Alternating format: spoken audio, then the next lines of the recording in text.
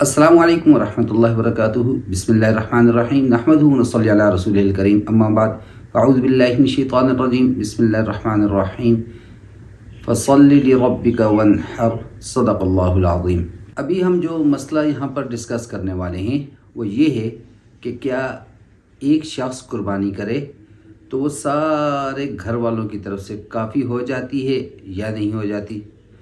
مولانا اسحاق رحمۃ اللہ علیہ انہوں نے اس بات پہ بڑے دلائل دیے ہیں کہ گھر کا ایک سربراہ کر لے قربانی اور وہ سب کی طرف سے کافی ہو جاتی ہے۔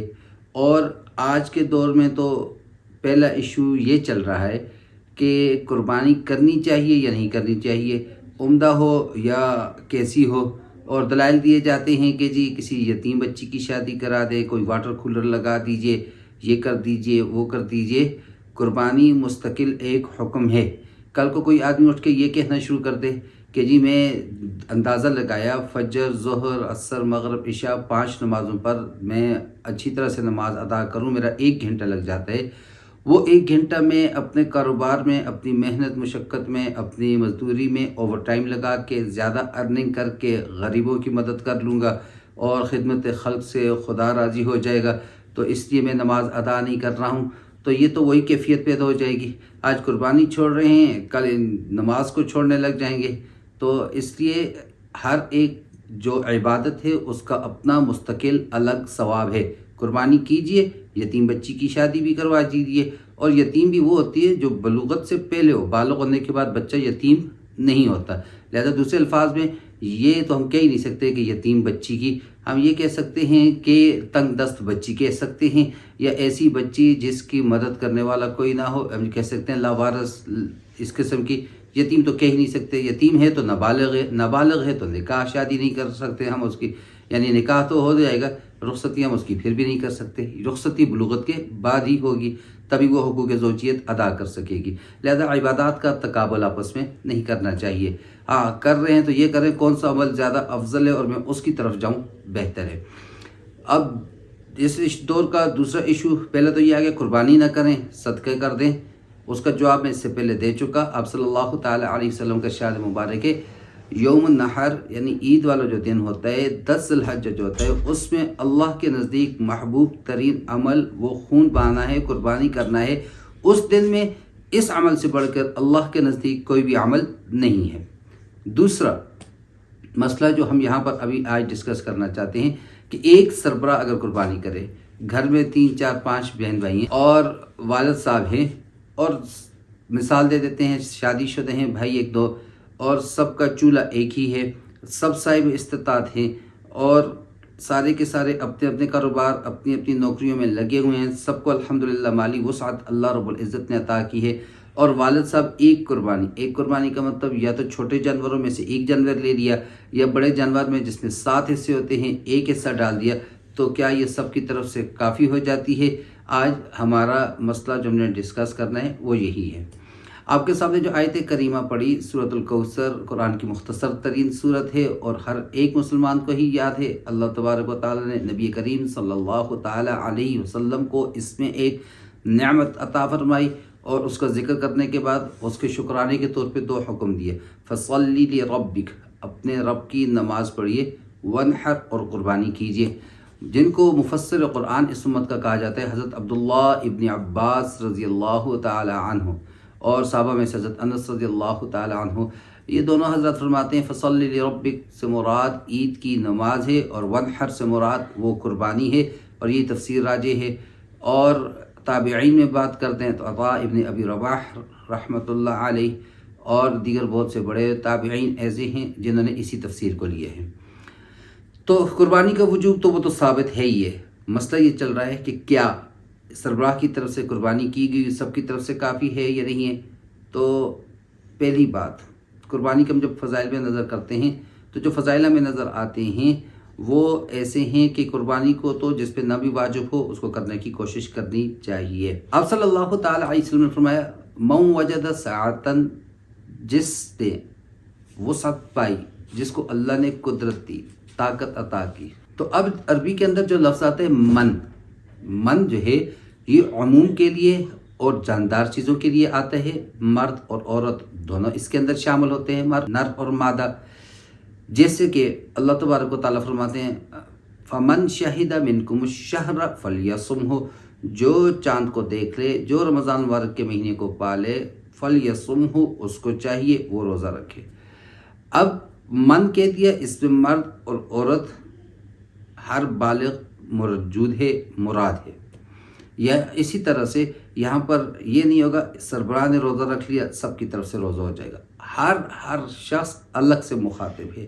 اسی طرح قربانی کے اندر بھی اس کی اب ہم وعید کی طرف آئیں تو فرمایا جس شخص کی وسعت ہو، جس کو طاقت ہو، وہ قربانی نہ کرے، فلا یقربن مصلانا، ہماری عیدگاہوں میں نماز کے لیے بھی حاضر نہ ہو۔ میں اس کا دوسرا ترجمہ کرتا ہوتا ہوں کہ وہ اپنے آپ کو ہم میں سے شمار ہی نہ کرے۔ تو بھائی من کا لفظ آ گیا عربی گرامر کے اعتبار سے، یہ ہر صاحب وسعت کو شامل ہے، ہر ایک پہ الگ الگ سے قربانی ہے۔ اب جو یہ دلیل دو احادیث جو دلائل میں دیے جاتے ہیں کہ آپ صلی اللہ تعالیٰ علیہ وسلم نے قربانی کی اور فرمایا، حدیث میں آتا ہے، ایک حدیث کا مفہوم یہ ہے کہ آپ صلی اللہ تعالیٰ علیہ وسلم نے 2 مینڈے قربان کیے اور فرمایا ایک میرے اور میرے گھر والوں کی طرف سے اور ایک میری پوری امت کی طرف سے۔ 2 احادیث ہیں، دونوں کا ہی جو مفہوم ہے وہ یہی ہے، بالکل ایک جیسا ہی۔ اب اس کا ایک مطلب تو یہ ہے کہ جو میں نے اپنے اور اپنے گھر والوں کی طرف سے کر دی، یہ سب ان پہ بھی واجب تھی اور ان کی طرف سے بھی ادا ہو گئی۔ اور دوسرا مفہوم یہ ہے کہ یہ ثواب میں اور میرے گھر والے سارے شریک ہو گئے۔ 2 مفہوم آتے ہیں۔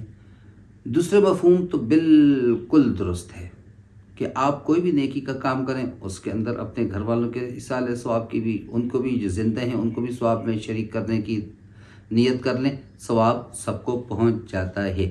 اس میں تو کوئی گفتگو، کوئی کلام کی ضرورت ہے ہی نہیں۔ دوسری جو بات جو یہ فرمائی 2 مینڈے قربان کیے، فرمایا میرے گھر والوں کی طرف سے اور امت کی طرف سے کافی ہے۔ اب اس میں کیا گھر والوں کی طرف سے وجوب کے لیے، یہ کہیں بھی اس بات کی صراحت موجود نہیں ہے کہ آپ کے گھر والوں نے پھر قربانی نہ کی ہو۔ اور دوسری بات، جب آپ نے فرمایا یہ میری امت کی طرف سے کافی ہے، تو پھر اگر آپ صلی اللہ تعالیٰ علیہ وسلم، کوئی بھی نبی ہوتا ہے وہ اپنی قوم کا باپ ہوتا ہے، معلم ہوتا ہے، سردار ہوتا ہے، سربراہ ہوتا ہے، تو جب ایک نبی خود کہہ رہے ہیں جن کو اللہ نے کافۃ للناس، تمام انسانیت کی طرف نبی بنا کر بھیجا، الی یوم الدین، قیامت تک کے لیے اللہ نے جن کو نبوت عطا فرمائی، اور وہ کہہ رہے ہیں میں اپنی امت کے لیے، تو چلیے آج نہ صحیح اس وقت کے موجود حاضرین زندہ مسلمانوں کو اس سال قربانی نہیں کرنی چاہیے تھی، کیونکہ آپ صلی اللہ تعالیٰ علیہ وسلم نے قربانی کر دی امت کی طرف سے۔ تو میرے بھائی یہ بالکل غلط بات ہے، عقل سے بالکل باہر کی بات ہے، ایسا سوچنا بھی نہیں ہے۔ ہر وہ شخص جس پر وسعت ہو، جیسے میں نے دوسری ویڈیو میں اس کا نصاب بھی عرض کر دیا تھا۔ یاد رکھیے زکوٰۃ اور قربانی کے نصاب میں 2 بالکل ایسے ڈفرینس ہیں جن کو ہم سمجھتے ہیں۔ زکوٰۃ میں یہ ہوتا ہے کہ آپ ایلیجیبل جب ہو جاتے ہیں، جب آپ کے پاس اپنی زائد علی ضرورت سے زائد اشیاء اور چیزیں، اور پھر سونا چاندی، مال تجارت، ان چیزوں کی جو قیمت ہے وہ 52.5 تولے چاندی کے مساوی پہنچ جاتی ہے،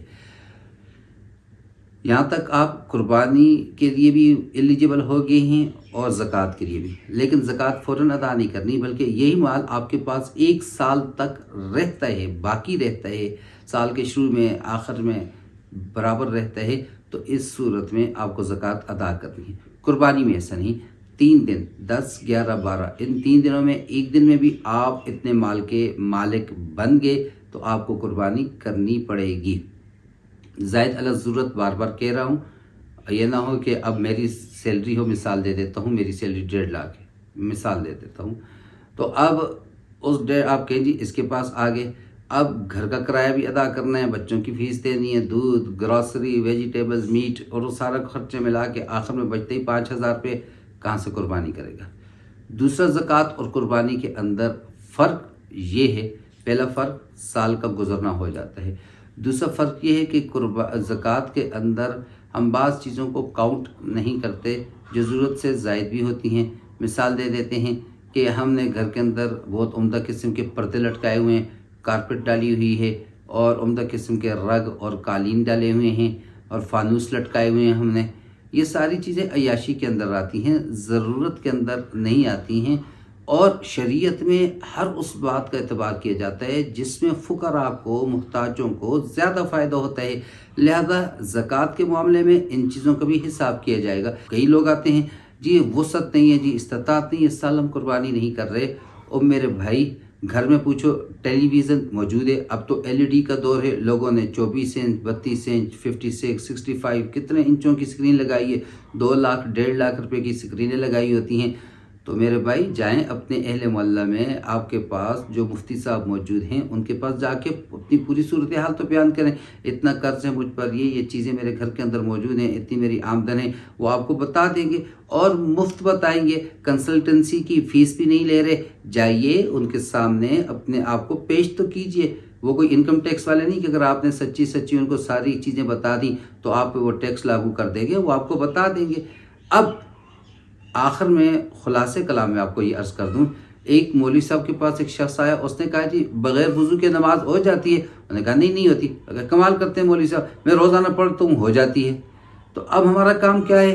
ہمارا کام ہے آپ کو مسائل سے آگاہ کرنا تاکہ ہم سے کوئی غلطی نہ ہو. آپ کو بتا دیے جی آپ پر قربانی واجب ہے. اب اگر آپ قربانی کریں گے تو اللہ کے قرب کا ذریعے، نہیں کریں گے تو آپ کے قصور ہے. آپ کو اس وعید کو سامنے رکھنا چاہیے. اور دوسری بات، آپ صلی اللہ علیہ وسلم نے فرمایا کہ جب قربانی کا خون ابھی زمین پر نہیں گرتا، اللہ کے ہاں وہ قبولیت پا لیتی ہے. لہذا وہ خوش دلی کے ساتھ قربانی کیا کرو. اور دوسری طرف آپ کی وعید بھی ذہن میں ہو کہ فرمایا ہمارے عیدگاہوں کے قریب بھی نہ آئے. اب جب یہ ساری باتیں موجود ہیں، پھر اس کے بعد اس کے اندر حجتیں کرنا، کیل اور کال کرنا، یہ عقل سے باہر کی، عشق سے باہر کی باتیں ہیں. اگر آپ صلی اللہ علیہ وسلم سے محبت ہے، اگر اللہ کا بندہ اپنے آپ کو مانتے ہیں اور شریعت کا مکلف مانتے ہیں، اسلام کا اقرار کرتے ہیں، مذہب کا اقرار کرتے ہیں، تو پھر اس کے اندر یہ چیزیں تلاش نہ کریں، بلکہ اس کے اندر اپنے آپ کو پیش کریں. وسعت نہیں ہے قرض لے لیں، اس کے دیکھیں ثواب کو تو دیکھیں، تو اپنے آپ کو پیش کریں. جو شخص قربانی کرے، عمرہ کرے، حج کرے، وہ زندگی میں کبھی غریب نہیں ہوتا. اللہ تبارک و تعالیٰ اس سے بہتر مال اس کو بدلے میں عطا فرما دیتے ہیں. یہ نیت کرنی نہیں ہے، لیکن اللہ کی ذات بڑی غیرت والی ذات ہے. تو میرے بھائیو، اللہ ہم سب کو خوش دلی کے ساتھ، اخلاص کے ساتھ اپنے مال کو اس کی راہ میں پیش کرنے کی توفیق عطا فرمائے. اللہ مجھے اور آپ کو سمجھ اور عمل کی توفیق عطا فرمائے. وما علینا الا البلاغ. السلام علیکم ورحمۃ اللہ وبرکاتہ.